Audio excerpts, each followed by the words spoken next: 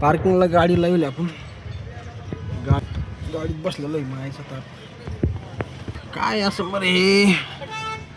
Road line discipline on expressway, अवजड वाहन, heavy vehicle only, keep safe distance. काय लावलं काय माहिती यार. काय अपघात टाळण्यासाठी लेनची शिस्त पाळा, टकराव से बचने के लिए अपनी लेन पर बने रहे. RTO नागपूर RTO लिहिलेलं आहे ते. त्याच्या गाडीत कसं आलं काय.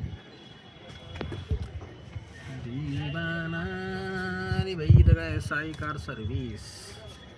एकच कागद मोठी किती मोठी कागद गोळा करून ठेवले रे बापडे. तो लेनचं मस्त आहे राव बरं काय.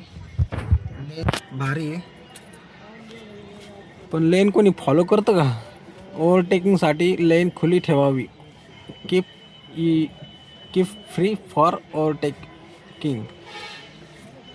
हे फक्त आता कागदावरच चांगलं दिसतं बे. रस्त्यावर तर काही कोणी नियम फॉलो करीतच नाही.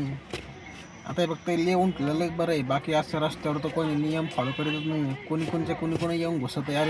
जर का ट्रॅफिक लागली कुठं तर समोरची गाडी यायच्या आधी दुसरी मागून येऊन गाडी समोर जाते.